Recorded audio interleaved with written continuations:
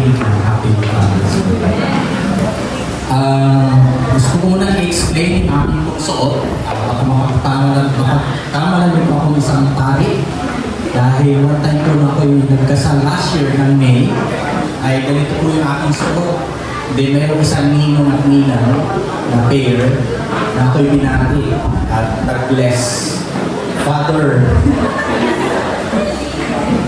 So, medyo sa ating pong CTTP nag-level up yung uri ng ating pong ginagawa. At isa ay ginawa itong investiture na tinatawag or stall investiture noong convention. Ang tawag po dito ay stall, hindi po yung ninakaw, kundi stall ay S-T-O-L-E. Ibig sabihin po ay sa Tagalog, estola. Ito po ay ginagamit sa mga special occasions. Pag may kinakasal, may dedication, may birthday. At dahil Father's Day ngayon, naisip ko ba? Kasi nung first Sunday ko sana isusuot. Tama-tama. Dahil special occasion, mga tatay, di po ba? Yeah, so Happy Father's Day. Kaya, tinry ko po siya isolve as, ano po nire-represent po nito? Dahil lang ako nagkasal last year, parang iba yung naging dating, naging pari ako, hindi pastor. So iba yung tingin sa marami kapag sinusot yung ganito. Pero sa aming mga lingkod ng Diyos, which is we call it servant of God, ay ito rin po yung pwedeng simbolo ng tinatawag nating servanthood. Na kapag sinusot namin ito, nag-represent kami bilang mga lingkod ng Diyos. Kasi yung word na slave and servant sa either sa Old Testament at sa New Testament, dahil pag pinasa niyo po yung Matthew chapter 25, verses 22 to 28, pinag-usapan po doon yung tinatawag nating servanthood.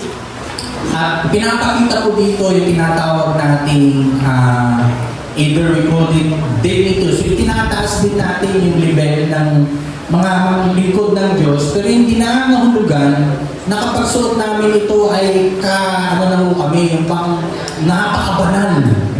Huwag niyo pong isipin kung gano'n kasi tao pa rin po kami na mga lingkod ng Diyos. Pero pinapakita lang doon. Actually po, pag gagamitin natin itong simbolo ng ating Panginoon sa John chapter 13, kung hindi nakakamali, ay nagkaroon po ng tinatawag na washing of the disciples' feet. At yung symbolism po nitong vestment na ito or stola ay pangpunas, kumbaga. Ay napapakita ng servant at yung paglilingkod na yun may kasamang dignity at yung integridad sapagkat mahalaga po siya sa kabuuan. Pero at the same time, yung sense of symbolism of authority. So ibig sabihin, pag sinusuot po namin ito, may kasama po siyang authority in doing and giving the service for His people at the same time for God's glory. Kaya kapag may mga birthday po kayo ngayon, gagawin at in-invite po ako, kayo magdididikit ng inyong anak, kayo ikakasal, most likely may mga pagkakataon susot ko na po ito. Actually po si Pastora, mayroon din po siya. Iba naman yung design sa kanila dahil parang pang-binibining, sas po yung Pastora na nakasabit na parang yan. Pero kami, na mga pastor, ay ganito po yun. So, at ibang level din po yan. Kapag may kulay red, ay reverend. At si pastor, meron din ganung kulay. At yung green naman, most likely, po siya, may mga ibang symbols. Pag communion din, pwede rin po siyang magamit. So, again, nandito po ako ngayon, nire-represent ko po si Lord sa inyong kagagitnaan. In dignity, in integrity, and with authority. Kaya wag po kayo magtaka, baka si Pastor na iba na yung doktrina. Hindi po. Yung pa rin po yung lingkod nyo na naglilingkod sa inyo for 26 years at patuloy na maglilingkod para sa Panginoon, para sa kanyang kalawalatigan. Amen? Sayang nga lang, yung pinag-participate ay hindi ako nakapakiram. Dahil nung mga nakarang po ay minahiram ako kay Pastor Miguel dahil maligid siya. Because of CTTP, lahat po ng mga pastors sa iba't ibang level ng kanilang license ay nabigyan po nito ng convention. At of course, binayaran ko ng ating church po yan, kaya mahirap din naman itatabi ko na lang. Tinabi ko na lang, di mas mahirap din na magagamit pala natin dapat. sa paglilingkod. So yun po yung gusto ko pong ilinaw muna. Baka pagkamalan niyo po ako isa ng pare at hindi na pastor. Pastor pa rin po ako sa inyo at naglilingkod para sa Panginoon. Because today is our topic about fathers who will lead his family to God. So first Sunday ako po yung nagbanggit patungkol sa disenyo ng isang tatay bilang kanyang kampanin para sa pamilya, either provision, protection, at iba't iba pang kampanin. At itong last Sunday, pinag-usapan natin how Abraham become courageous enough to really obey the Lord to offer his son Isaac. Sa chapter 22 ng Genesis, pinag-usapan po natin yan. At most likely, gusto kong i-connect din po ito, ngayong topic natin ito, doon sa panahon na nung ino-offer si Isaac at si Abraham ay tinawag para gawin yun. At that time, at sa panahon ni Joshua, dahil itong chapter 24 ng Joshua is the last chapter ng book ng Joshua, ay nandun meron siyang challenge sa buong Israel. At yan po yung context mamaya explain po natin. So before that, alam niyo po, in the 26 years, so bago pa man yan, kahit na ako binata pa, masasabi kong may talagang calling si Lord at nung nagkapamilya, mas lalong na-intensify yung paglilingkod. So gusto ko pong i-acknowledge yung aking buong pamilya pwede pumunta dito sa taas. Please. Of course, kasama na rin si Shell bilang kabiyak ng aking panganay. Because of these people behind me, either they are doing, nakikita nyo, but kung wala ko sila na nagpapatunay na sila'y bahagi sa paglilingkod. So, para kasi mamaya ko sana gagawin yung bago yung challenge, pero mas maganda po siguro ay gusto ko nang gawin ngayon bago ako mag-umpisa sa ating preaching. Hindi ko man naibigay yung any luho sa kanila dahil alam ko nila yun. Actually, nung lumalaki po sila, nakagawa po sila ng isang ano yan, sa laruhan. At marami pang mga bagay na sabi ko, limited ako sa maraming bagay. Either yung needs nila at dumating nga sa point, maging sa kanilang pag-aaral, ay kailangan magbigay muna ng way si Jubal na matapos yung dalawa. At sa tingin ko ng mga panahon na yun, parang nagagampanan ko yung magiging tatay ko ba na sa mga pag-aaral nila na ibigay ko. But along the way naman nakatapos naman si Jules dahil daw sa sacrifice niya, though at least nakatulong yan para in his part, alam ko mahirap din para sa kanya. So to make this story short, today I'm standing with you, with my family, na masasabi ko si Lord ay faithful. Si Lord ay napakabuti. Though alam ko hindi ako perfect na father to say to you. Ibig sabihin, either may mga pagkakataon siguro kailangan nila ako sa mga panahon na nandun yung presence mo dahil sa maraming mga ginagampanan natin. But overall po, kung wala rin po sila sa aking mga paglilingkod, nahihirapan din po ako to tell you the truth. But because of them, alam ko naging bahagi sila, kasama pa rin sila sa paglilingkod. So, tuloy po ang Panginoon.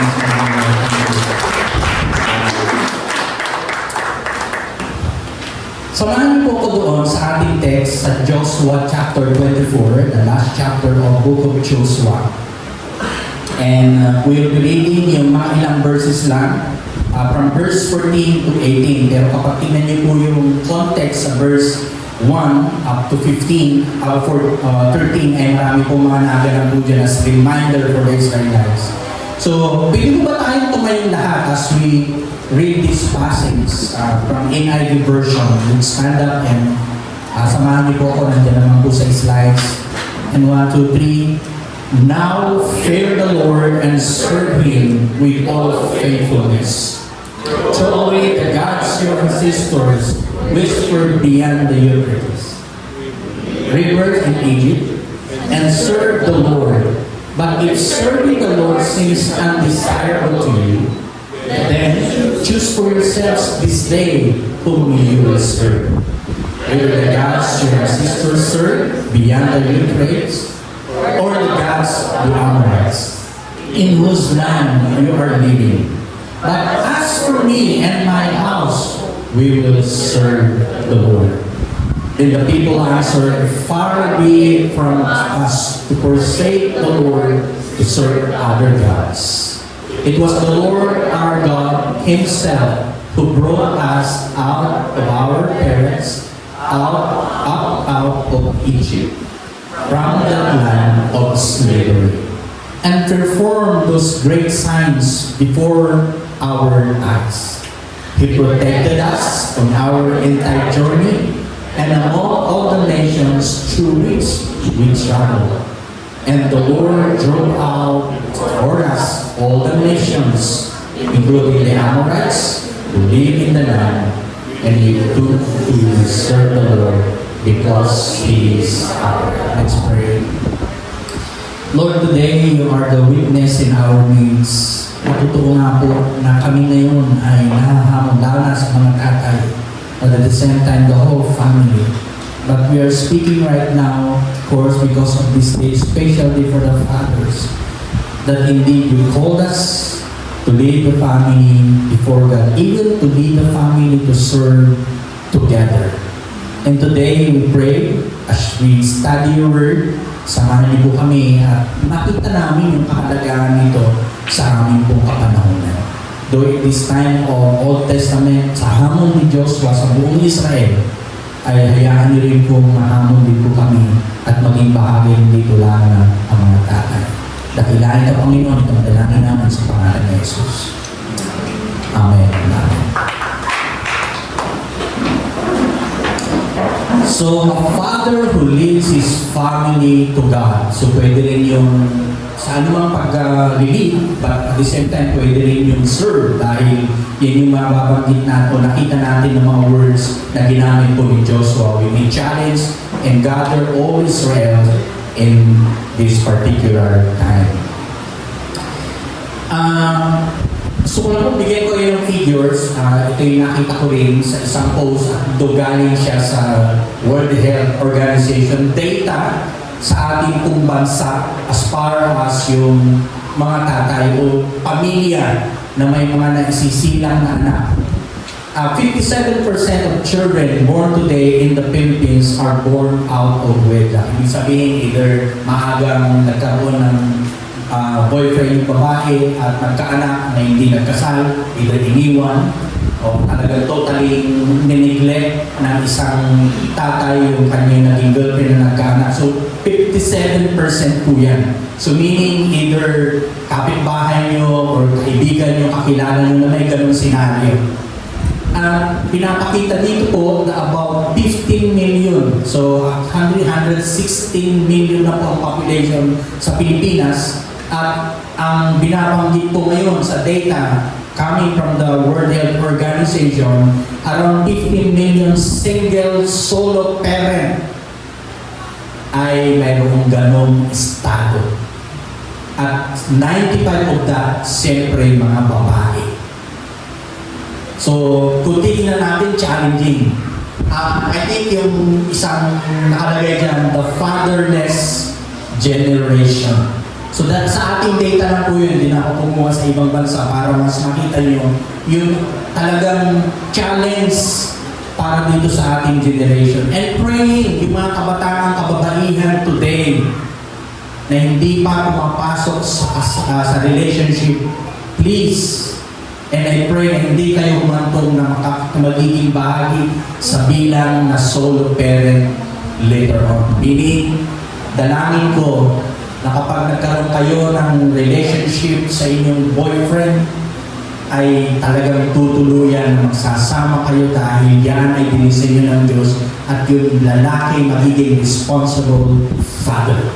So pakisabi mo sa katabi mo, of course, kung magbabayin, dapat lang na magiging totoong tatayan sa inyo. So please, mga magulang, hayaan niyo pong samahan at gabayan yung mga anak na humantong, lalo na, of course, sa ating mga kababaihan na mga anak na dalaga. At ipanalangin nyo na yung kanilang mapapakapare at mapapakasawa at mapakasama habang buhay ay may takot talaga sa Lord. Amen? So palapakan muna natin ang Lord dyan. Challenging na, pero pwede mangyari na maayos ang magiging senaryo.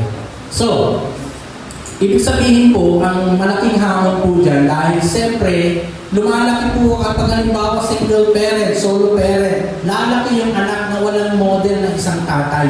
At mahirap po yun. Challenging po yun in the end. Doon mangungusap tayo marahil doon sa fatherless, wala talagang tatay. Pero may maganda rin sinasabi ang Biblia na yung mga walang tatay ay meron tayong dakilang tatay. Sabi ng Psalm 65 verse 5, a father to the fatherless, a defender of widows, is God in His holy dwelling. So bagamat yung mga ilan sa inyo lumaki talagang walang tatay, at alam ko kung malaking hamon po yun, pero kapag nakilala niyo naman si Lord, na siya ang pinaka-great father of the fatherless, ay kahit pa paano ay makakasumpong kayo ng isang pagmamahal ng isang tunay na dakilang ama. So physically marahil wala yun, but sa Panginoon, pwede po niyang i-provide yung kakulangan na bahagi na yun. Lalo na kung magtitiwala kayo sa Lord at talagang kikilalanin niyo na siya yung dakilang ama natin, not only in the spiritual realm, but the truth of who He is sa ating mga buhay as a Father.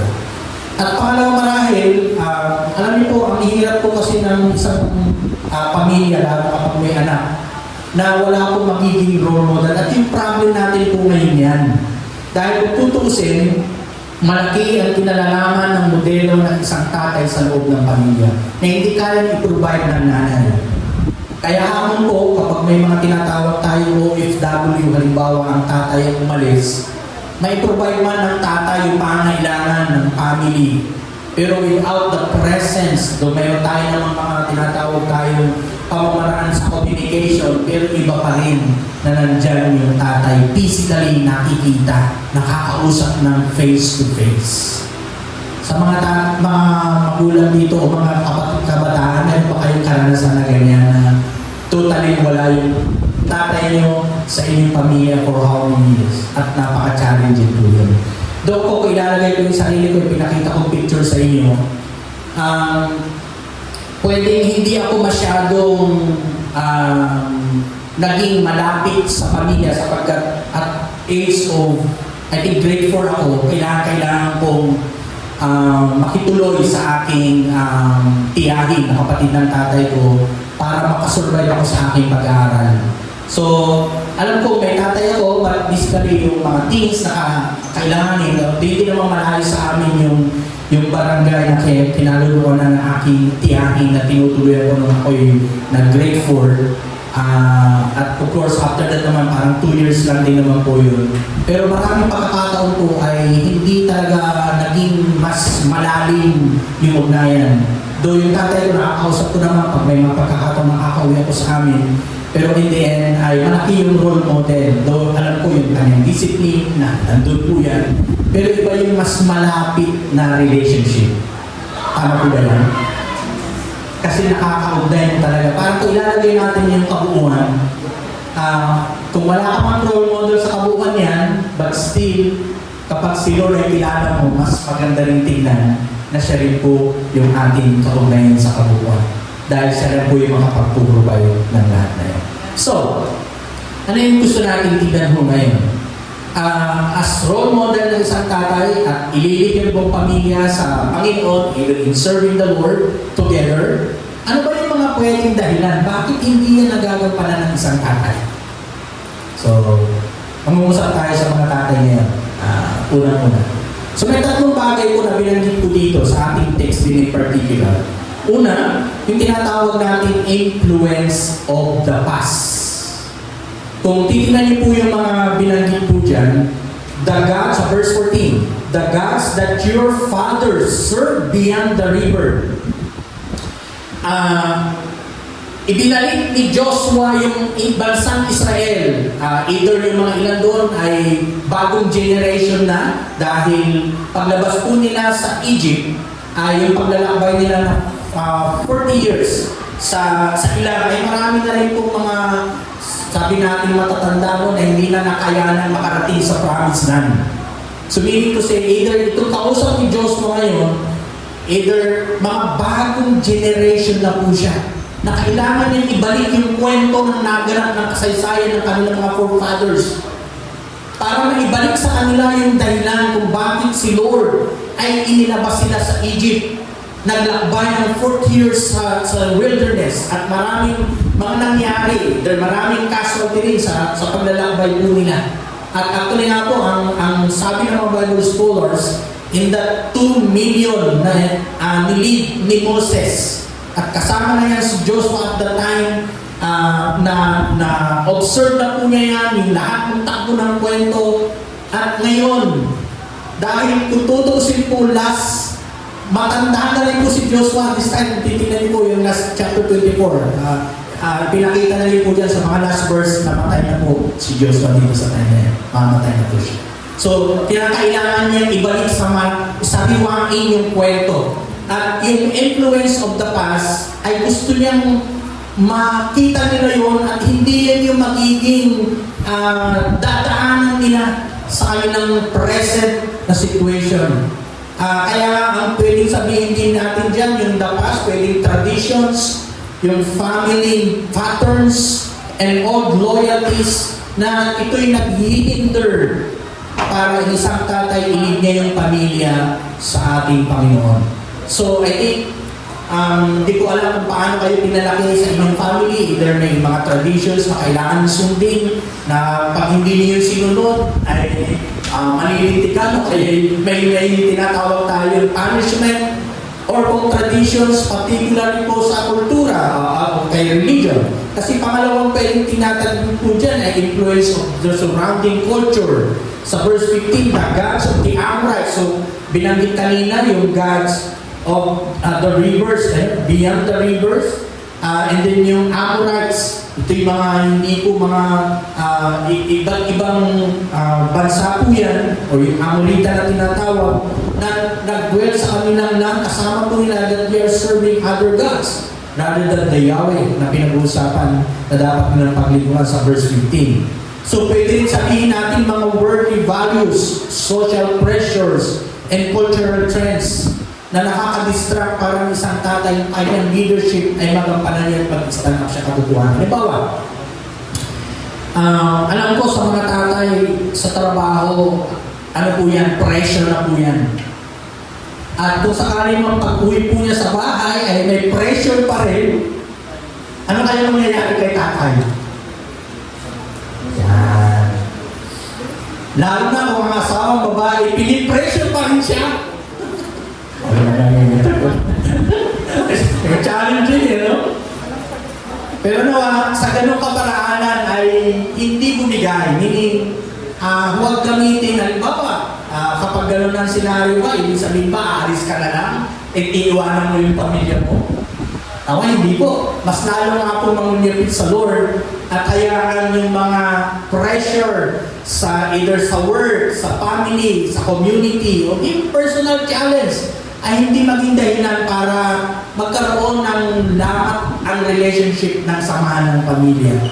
So alam ko pong hindi mo ganun kadaling mangyari po yun na sa problem ng isang tatay ay ang mga pwedeng ginagawa natin dyan ay makipagbarkada na lang dahil para maibsan yung challenge. Pero hindi ko nakakatulong yung siyempre dahil kung yung barkada mo ay ilalayo ka pa niya doon sa tamang desisyon. So, mahirap po yun. Mas mainam, kayong mga tatay, kung may mga challenge po kayo, yung tigilog niyo po, kipagkwentuhan po kayo. Amin po dyan? Para hindi kayo ma-influensyahan ng pressure ng mundo, dahil alam ko po, ganun kaano po ang subtle or sa pamamaraan ng kaaway. Ang dami siyang distraction para hindi niyo pumagawa yung tinatawag nating pag-stand up sa inyong natutunang mga katotohanan sa ating Panginoon. At the same time din, yung pangatlo na dahilan kung bakit ang isang tatay hindi niya nalilid ang pamilya, either in serving the Lord, ay yung divided heart. Sa verse 23, kung titignan niyo po dyan, ginamit po ni Joshua yung heart. Incline your heart to the Lord. So, mahirap po kapag isang tatay, hindi niya tatayuan yung principles of truth. At magko-compromise na lang siya para lang magawa yung mga bagay na hindi po nakakatulong sa kabuuan at the end. So meaning to say, pag sinabi natin divided heart, yun po yung mga hamon na kung saan ay ano ba yung priority ng isang tatay? Yun lang bang talagang paglaanan, yung pangailangan ng buong pamilya at yung mga ibang bagay, hindi? Actually po, marami rin po mga tatay o kaya ama ng tahanan na talaga nagsumikap, gumanda yung buhay, either nag-prosper, pero napabayaan yung relationship, napabayaan yung paano disiplinahin ng anak. At in the end, kahit may kayamanan po yung isang tatay na pwede niya na i-provide, maibigay sa anak, pero kung problemado naman siya sa kanyang anak, ibig sabihin, hindi siya sinusunod. Wala, mayroon pa kayong mga tatay, mayroon pa kayong mga anak na gano'n? Hindi kayo sinusunod? Ano kayong gagawin niyo dyan? Pwede may dahilan kung bakit. Alamin niyo rin po yun. Kasi kung sabihin niyo, ibinigay ko na lahat, nagtatrabaho ko 24 hours a day. Pero hindi ko man lang nakita kayong sumunod sa akin. Para nagsumbat pa eh, no? Pero baka may dahilan. Baka hindi nakikita yung modelong mayroon kayo na gusto nila makita bilang isang anak sa inyo bilang tatay. Pero I think, kapag gano'n na po ang nangyari, isuriin po natin mga tatay yung ating sarili. Baka nga naiba na po yung ating focus. Ang ginamit pong word nga po dyan sa verse 23, put away the foreign gods that are among you and incline your heart to God. Ang ginamit na heart, it is dahil yun ang real issue, hindi lang yung tinatawag nating idols. Dahil ang pangalan ko na yan, yung mga Amorites, yung mga iba't ibang bansa na nag-i-influence sa kanilang kapanahunan, ay talagang may mga idols, literal na idols po yan. Pero ang ginamit ni Diyos sa po din yung puso, kasi yung po yung tinatouch naman ni Lord sa kabuuan ng isang tao. If your heart is right to God, I think magagawa rin po niyo yung bagay na pwede makapagbigay ng kaluwalhatian sa Lord at makatulong ito sa pag-lead sa inyong pamilya. Pwede rin sabihin natin spiritual, priority in serving and knowing the Lord. Kaya yung hamon sa tatlong bahagi na ito, mga tatay, kung nakikita niyo po na hindi na po kayo nagiging yung bang nahirapan kayong abutin ng yung mga anak o yung pamilya o asawa, baka nga hindi nyo na nakita yung sarili nyo na ito yung mga hadlang, influence of the past, influence of the culture, yung kalakaran ng either kabarkada, either kasama sa trabaho, either kapitbahay, baka yung pa ngayon naggugulo sa inyo para gumawa ng hindi maayos na nakikita ng inyong mga anak na ito'y malayo doon sa buhay na dapat ipamuhay. At yung pangatlo, yung divided heart. So kung ito yung problema, ano yung solusyon na pwede natin tignan? Gusto kong tignan niyo po muna natin din yung konteksto ng kabuuan nito, yung lugar. Of course, people muna at this time, yung place at saka yung purpose. Why Joshua gathered Israel. At kung titignan niyo po yung passage ng chapter 25 na yan, beginning from verse 1, ay makikita niyo po doon yung nangyayari na pwedeng pinakaunang dahilan kung bakit kailangan gawin po itipunin ni Joshua yung kabuuan ng Israel. Sino-sino po ba yung mga tinawag po niya dyan as far as the people? But prior to that, alam naman po natin si Joshua, ang dami po siyang karanasan patungkol sa kung paano niya nakita si Moses na nag-lead. Siya rin po yung tinawag nating nag-spy. Di mo ba kasama si Caleb doon po sa tinatawag nating pupuntahan nilang Kanaan. At kumbaga sa hamon lang kung paano siya mag-obey kay Lord at sumunod kay Lord, ang dami kong karanasan na mayroon si Joshua na gusto niyang ipakita sa bansang Israel ngayon kung ano yung layunin talaga ni Lord along the way. So, balikan nga po natin yung chapter 24 na yan, beginning from verse 1 para mas makita natin po yung konteksto as far as this chapter is concerned and in the time of Joshua. Tingnan po, namatay na po si Moses and then Yung chapter 1, then chapter 24, ito naman po yung end part na ng buhay at malapit na po mamatay dahil sa tanda na po ni Joshua at this point of time. So 24, beginning from verse 1. Tinipon ni Josue sa Shechem. So Shechem, yung lugar, ang lahat ng lipi. So the 12 tribes ay may mga ano po yan, represented. Pagkatapos tinawag niya ang matatanda, ang ama, o mga hukom, mga pinuno, at mga tagapangasiwa sa Israel. At sila ay humarap kay Yahweh. So, tingnan niyo po yung context. Hindi ko na po nakuha kasi kung ilang milyon ba ang panahon na ito na nagtipon-tipon. Kasama yung mga elders, mga leaders at this point of time. Pero kung titignan po yung ibang mga passage sa verses, tingnan po niyo po. And then sa verse tingnan natin yung verse 5 o verse 3. Tinawag ko si Abraham buhat sa lupain. So si Lord lang po yung sasabi. Kinukunik po niya yung kwento, yung the past experiences.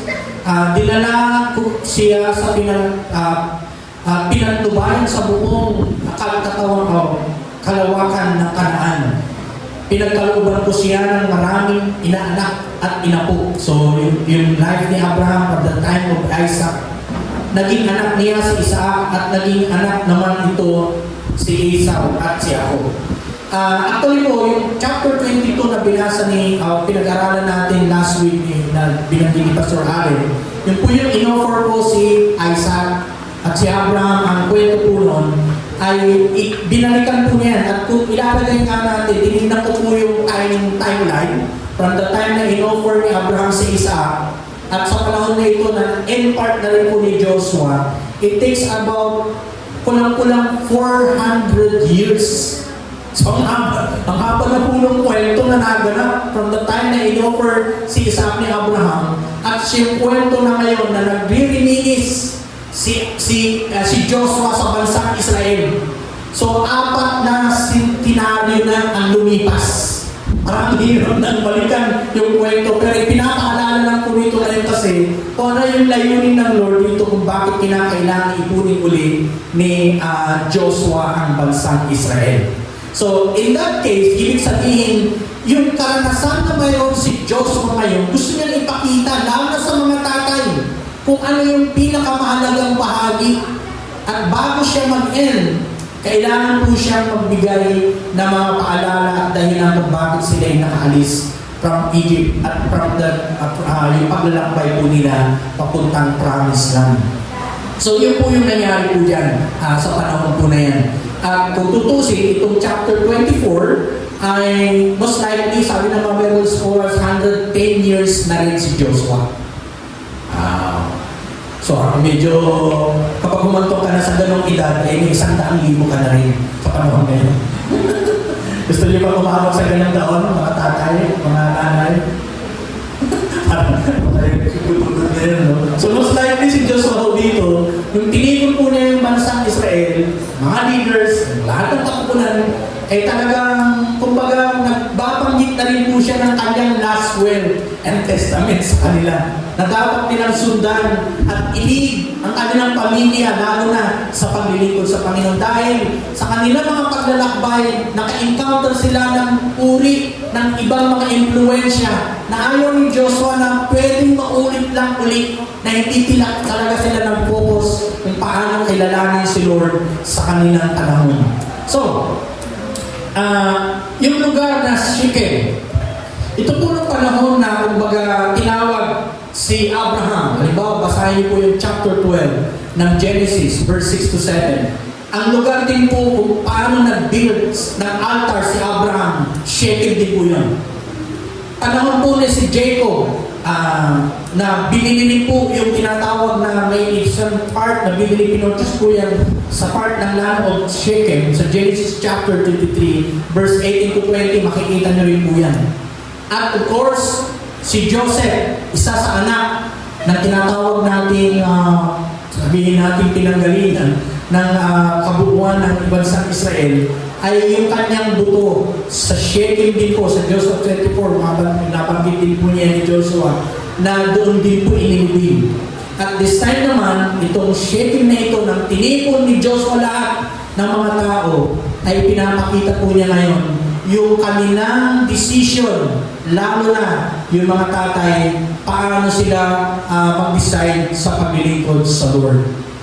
So, kumbaga ilalagay natin yung konteksto ng lugar ng Shechem. Ang dami na pong magagandang kwentong naganap. At yung panahon naman na ito, nung panahon na ni Joshua, bago man siya mamatay, yung lugar ng Shechem, kinakailangan niya uling i-challenge ang bansang Israel.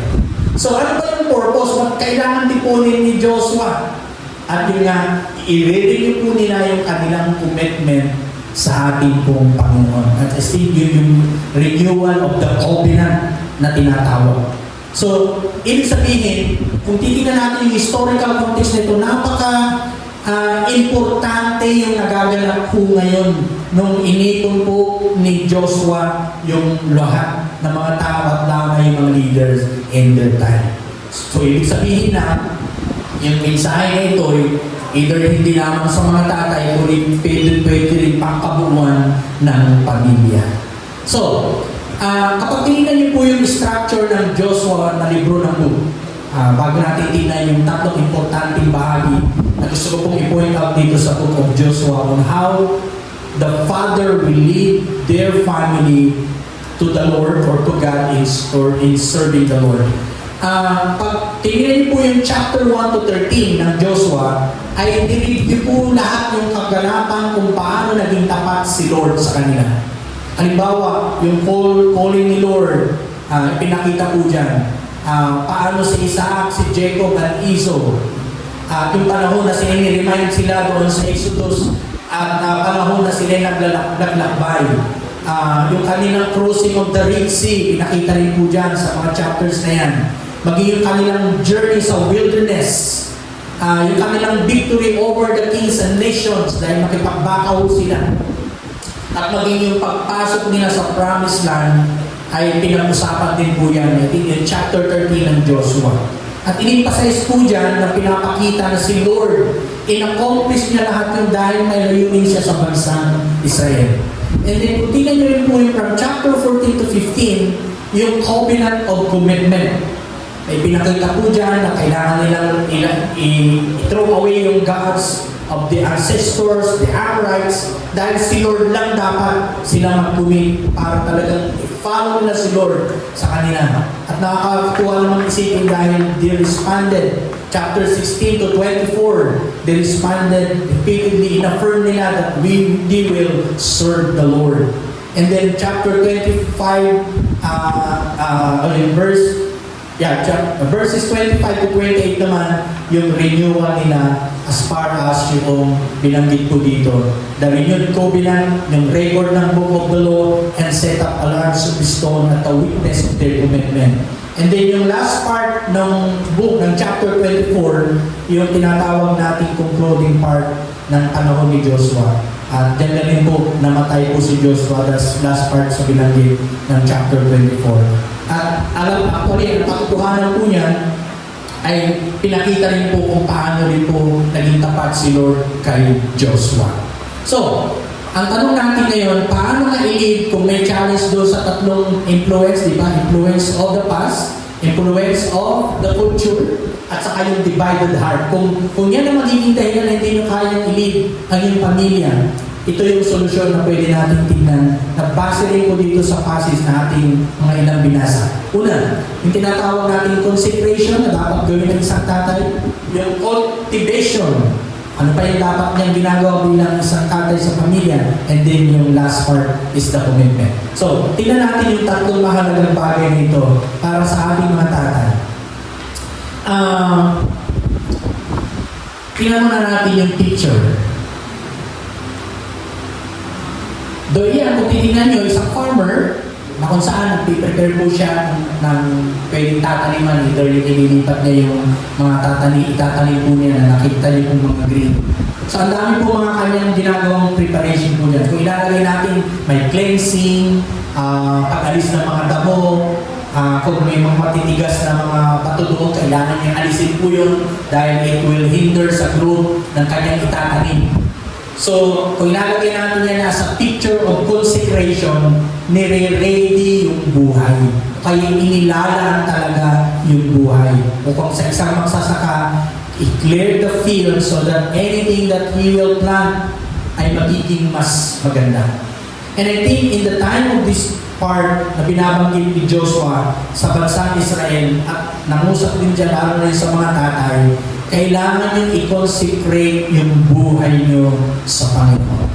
Or separated to God. I-reject yung false gods at yung buhay talagang ilalaan sa ating Panginoon. Kasi kung tutusin, mga tatay, mahirap niyo pong gampanan at mahirap natin gampanan ang ating gawain, lalo na kung paano natin i-leads ang ating pamilya kung kayo mismo malayo kay Lord. Tama po ba?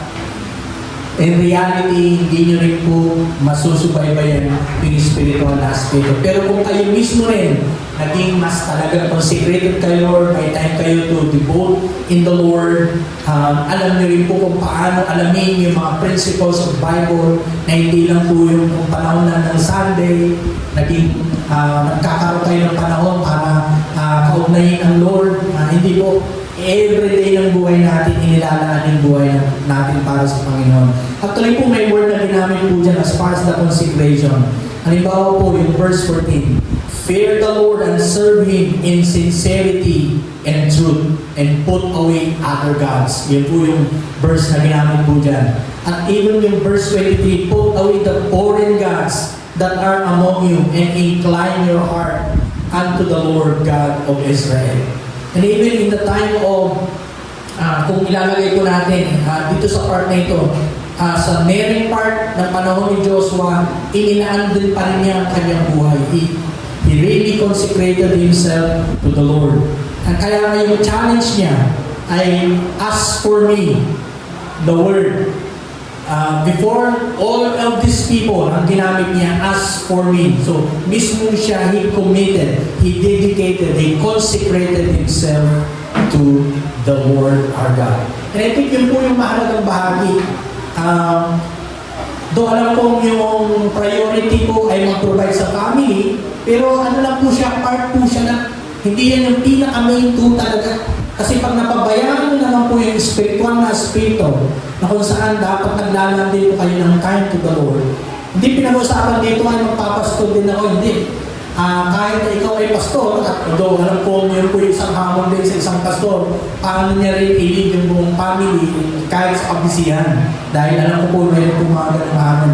At nakakalungkot lang dahil mga lately lang na ino-observe ko po yung mga districts na pinupuntahan namin na sinama ko ni Pastor Walter. Mayroong mga ilang pamilya ng mga ating mga pastor na halimbawa, namatay na yung both parents dahil sa kanilang paglilingkod na hindi naman kasunod, interval lang. Pero yung kahit sa isang anak po nila, totally wala na kayo. At ang mahirap pa, namumuhay siya sa immoralidad. Nung nalaman po yun ng lumo, ano yung naging saysay ng paglilingkod ng magulang kung yung anak nila na naiwanan totally lost.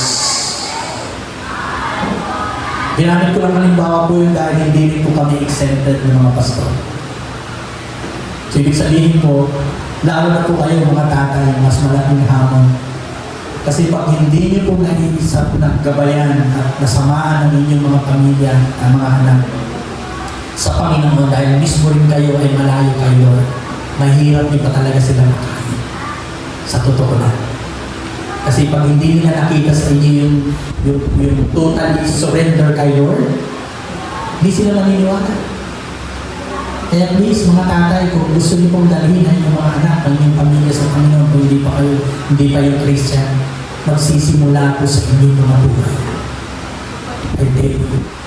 Pero kapag nagawa niyo yung tama at naging malapit kayo kay Lord, yung pamilya niyo hindi mahirap dalhin sa paglilingkod kayo. Sa akin, kung ilalagay ko yung aking pamilya ngayon, blessed ako. Hindi ko man na-provide yung anything na luho na mayroon sila na kailangan nila. Pero ngayon, they know how to live in the Lord.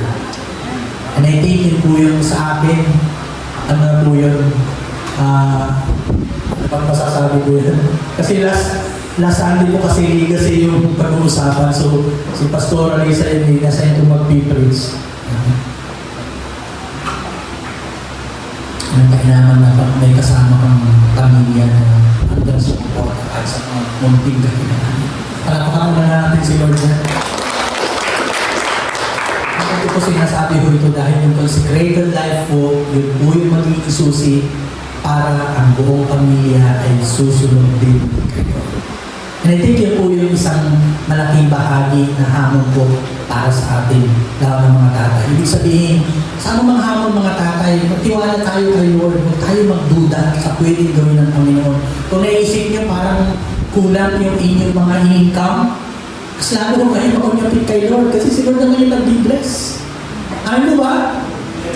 Si Lord naman yung talaga nag-bless. So isipin ko kung paano nakatapos yung aking mga anak, talagang sila rin mo nag-effort natin. Naalala ko, ito, nakwento ko na po ba, kumunting ano lang po ito side part. Nakwento ko na rin po ba na may mga panahon ng si Johnny nag-aaral. So sa ICCT po siya kanita. Nag-ano po siya, tawag natin dyan, nag-online selling po siya. So makakangkat po yan sa Taytay after ng pasok niya sa school, mga 9 o'clock, alalabas. Kami naman, katulad na po sa Taytay para kung ano man yung angkatin niya, pang-online selling niya, kami naman po yung magbibig-big. Maamot kami minsan mga 11, 12 o'clock, bumabiyahin pa uwi. Ganun po si Jana. Purihin ng Panginoon dahil through that, nakasurvive. Nakatapos siya ng pag-aaral. So then, of course, may kasamang effort kami dahil talagang, Lord, wala ko talagang pwede may progress. Pangailangan nila, so, taga-bitbit si Pastor. Hindi naman nakakahiya yun. Di ba? Tama mo ba? Ang nakamal naman po nagawa po yun. So, I think, yung mga small things na sabi ko, Lord, I think, kahit paano ay nandun. May kasamang sacrifice, pero part po talaga yan. So, I think yung mga bagay na sabihin natin in a small and ways that God can do as you live your life to the Lord, consecrated upon Him, ay mainam na dapat po maging bahagi po yun. So, I think yun po yung una, yung consecrated life. Mga tatay is, bago nyo po i-lead ang yung mga anak, sabihin nyo maglingkod sila kay Lord, pangunahan nyo muna. Amen? Natatay, maasahan mo ba natin? Pangunahan nyo muna. Parang gusto nyo pong itulak sila. Uy, ikaw na lang mag-church, ikaw na lang maglingkod dyan. Paano ka naman tatay? Wala kang ginagawang paglilingkod kay Lord. Samantalang ikaw yung pwedeng mag-lead, magpakita mo na ng halimbawa. So may natatawa na nalulungkot po sa inyo mga tatay. Ano lang po ito, dahil ng katotohanan, si Lord naman, kapag binigyan nyo lang, huwag nyo sabihin 24 hours kayo nagtatrabaho, wala na kayong time kay Lord, hindi po valid reason yun. Dahil maging ako rin po, 24 hours din po ako nag-aanda. May mga panahon na kailangan pag-isipan. So I mean, maraming mga means mga tatay. Kaya nga po kapag nagkulang yung legal leader ng meeting, at talagang sabihin mo, sige, available ako, kahit na minsan parang hindi. So, I think, ano po yan, give time and consecrate your life to the Lord. Serve the Lord with all heartedly. So, I think yun yung una, tinatawag nating consecration. Second, cultivate His family to God. Or a father, ask for me and my house. Yung ginamit na word na po dyan. Una muna, sarili niya, and then my house. So bago niyo yung sasabihin, kung ginawa niyo yung una, kinonsecrate niyo, o kung ilalagay din natin ito, o hindi pa Christian yung asawang lalaki, nanay. Though of course, yung leadership nasa tatay, gawin niyo rin muna mga nanay. Ibigay niyo yung life niyo kay Lord, at malay niyo, magpakita niyo yung asawa, gawin niyo rin yung part niyo bilang asawang babae. Later on, magkadala rin yung asawang lalaki, hindi po ba mga nanay? Mangyayari naman po talaga yan. So, hindi lang of course ang mga tatay ito. Basically, tatay kasi yung focus natin today because of the Father's Day. So, but I think the cultivation cultivation part, magmula doon sa as for me. And then, ginamit na po ni Joshua, and my house. Ano po kaya ang pagkakaiba ng home at saka house? Okay. Kasi po dyan, the word house refers not merely to a building, but to household. So, pwede tingnan natin, ang house is a building. Tama kaya? Pero yung home, yung mga tao, yung atmosphere ng tahanan. So, I think makita ko natin yan, yung kahalagaan po niyan. Naintindihan ni Joshua na yung kanyang paglalaan ng sarili as he consecrated himself, he also entrusted his family to God. Though alam niya may part din po siya. Kasi part po ng pagkukultivate ay yung pagtuturo, pag-i-encourage, pagkukorek, at pagmumodelo. I think yung tatlong bahagi na ito. Halimbawa, teaching. Ikaw tatay, sasabihin mo dapat ang ating mga sasabihin ay totoo lamang. Pero pag kumatok si kumpare, sasabihin mo sa iyong anak, sabi mo wala ako.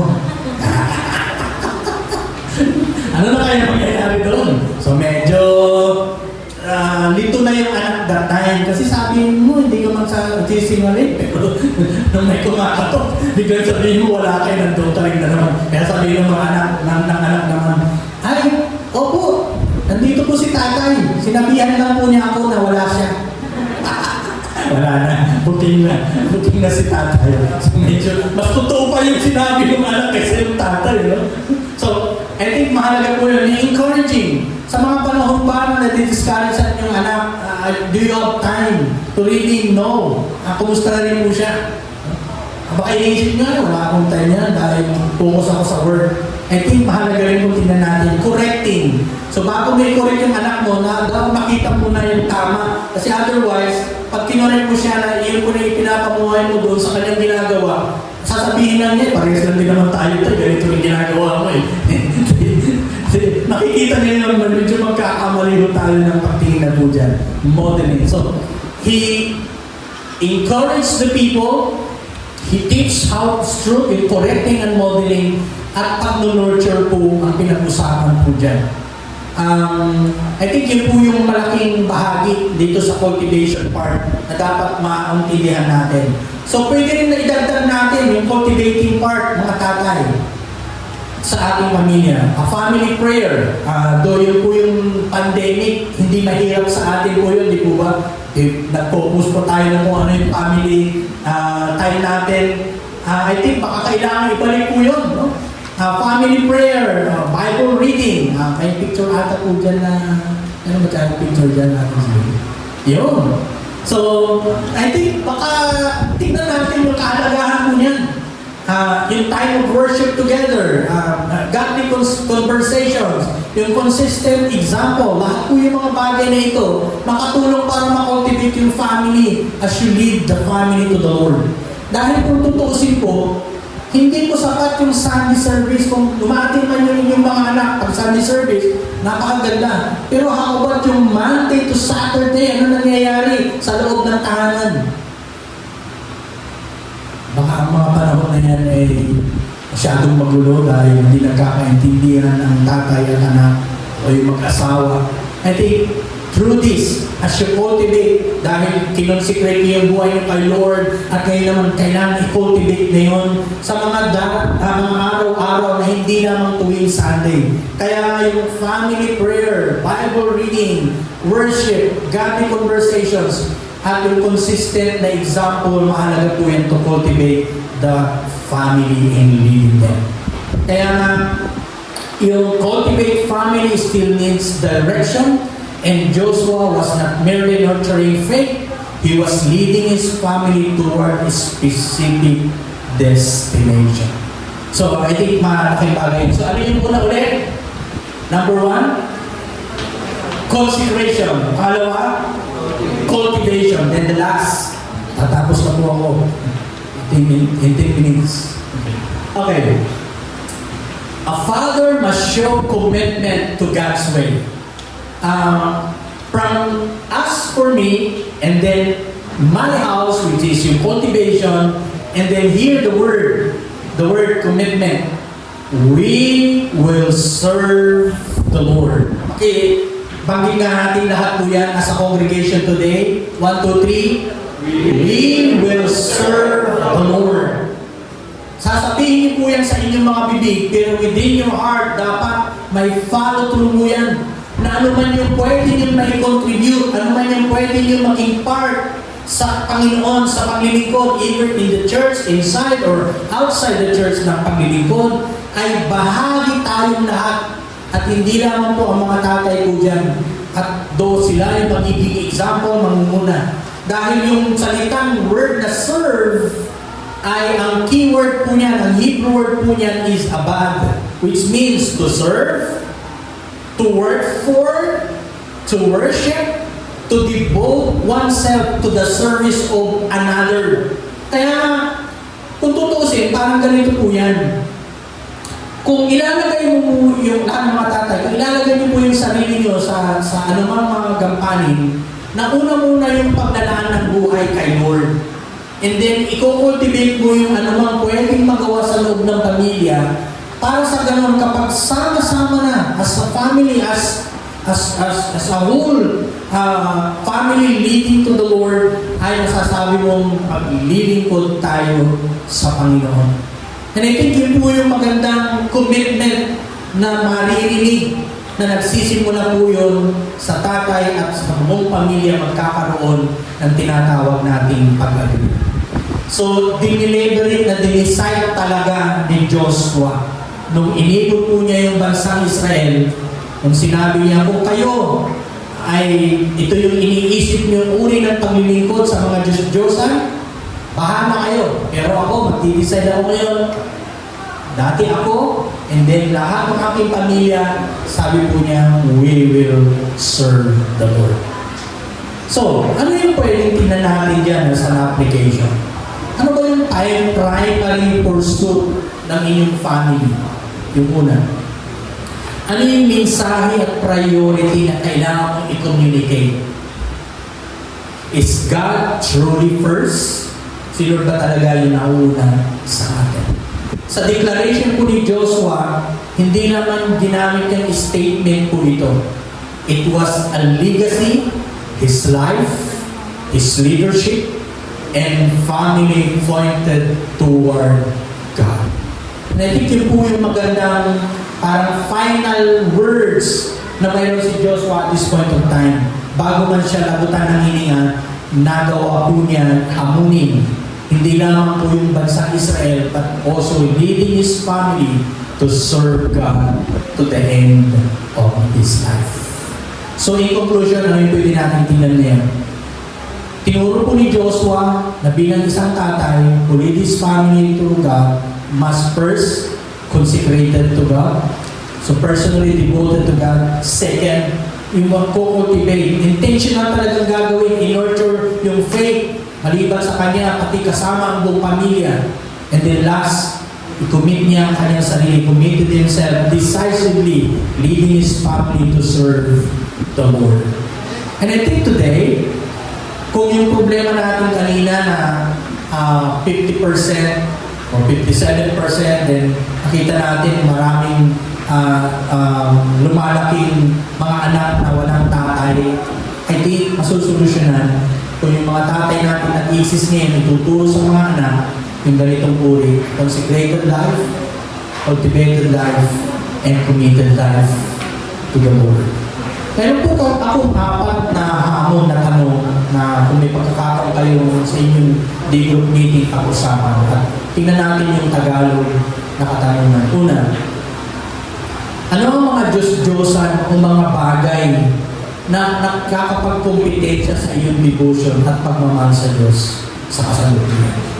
So, pag sinabi natin Diyos-Diyosan, hindi naman po yung ano po yung nakita niyo sa altar na naka-okit mo yan, in-okit ng so, ibig sabihin, either vices ba, behavior, ano ba, yan po yung nakakahadlan ngayon sa ating devotion kayo. Second, Ano ang isang bagay na kailangan mong alisin sa iyong buhay upang maging mas mabuting makadiyos na halimbawa para sa iyong pamilya? So ito'y tumutukoy natin ito, hindi sa mga tatay kung general. Pwede kayo rin mga nanay, kabataan, kung ilalagay yung sarili nyo naman sa inyong konteksto. Pangatlo, paano ka makakalikha ng isang tahanang higit na nakasentro kay Kristo? So of course, yung mga kabataan ngayon na dalagat binata, ipag-pray nyo po, kapag humantong kayo dito sa pangatlong tanong, ibig sabihin, sa ngayon, dalaga ka pa, binata ka pa, isumuport ka muna sa pamilya. Pero kapag nag-iisip ka ng magbuo ng pamilya, isipin mo na rin yan. Sama mo sa plano. Kung yung makakapareha mo ba, yung makakabuo ka, ililid mo ba sila? O mapapangunahan mo ba yan sa isang nakasentro, si Christ-centered life na family? And then last na tanong, anong mga bahagi ng iyong buhay ang sumubok o mga pagsubok sa iyong katapatan sa pagtatalaga sa Diyos? So kung may mga hamon man na magiging dahilan na hindi mo maibigay yung buhay mo at magtalaga kay Lord, baka tignan mo na yun at hayaan sila pagkatawa. So today, again, na sa ating mga tatay, meron po tayong picture dyan, lahat po tayo mga tatay, Happy Father's Day.